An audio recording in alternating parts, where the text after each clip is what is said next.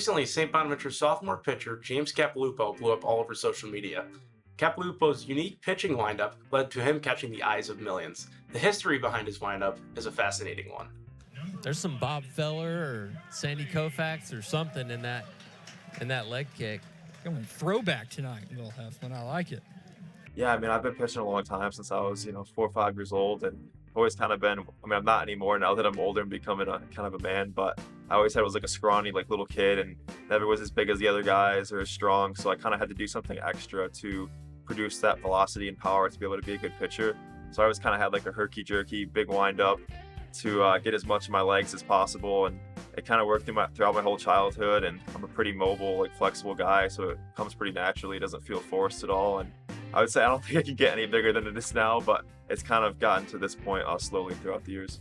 Coach Raz does a really good job of, whether it's me or someone else that does something sort of unique, he kind of lets you just be yourself, and I think that's part of the reason people like playing here so much. And Capilupo believes his unique pitching style gives him a competitive advantage.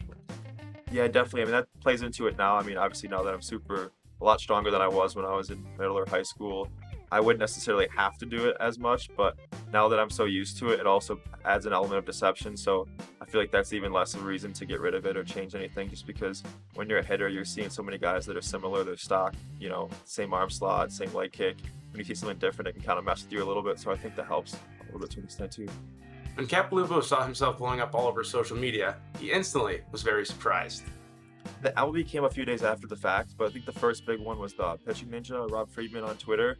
And I remember opening my my Snapchat just to like text my girlfriend after the game like I usually do, and then I just saw like 25 dudes like with chats open. I was like, that's a little strange, and start half swiping them. I'm like, yo, did you see you made it on this account? You see me? I'm like, whoa. So I opened Twitter, and then it was pretty wild to see all the mentions and stuff, whether it was Tennessee fans just poking fun at it just in good nature, or whether it was a cool account posting it. It was pretty neat. Yeah, I mean, it's just one of those moments where you kind of just stop and like you've had a long journey and just kind of, you always want to like improve and do the best you can the next game, but that's a moment where you kind of stop and just be in the present moment and be like, this is pretty neat, like this is something not a lot of people get to go through, and it just kind of shows you where the game can take you. So it's definitely really cool to see those big accounts, especially that the account of the biggest league in the world posting. It's pretty neat.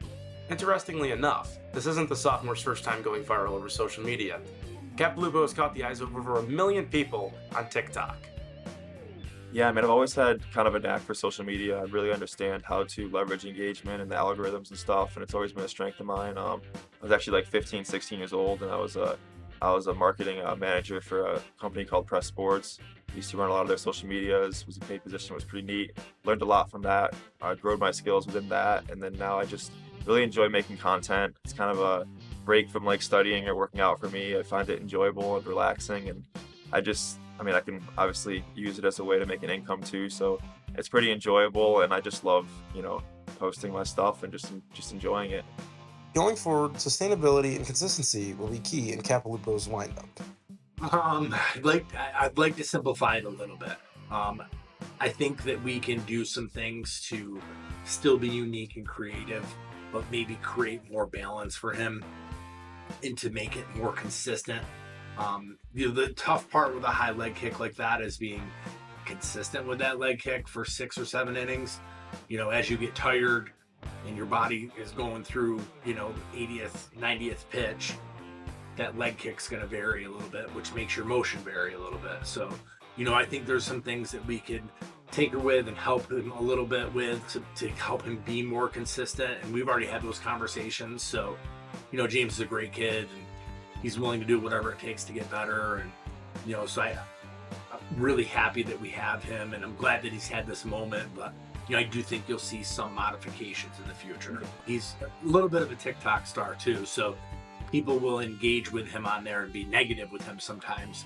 And he's always even like extra positive to those people. Like, he's really a great kid, and it's good to see him, be able to handle that stuff the right way. And he's got a good head on his shoulders, and he's actually the perfect fit for our culture here at St. Bonaventure.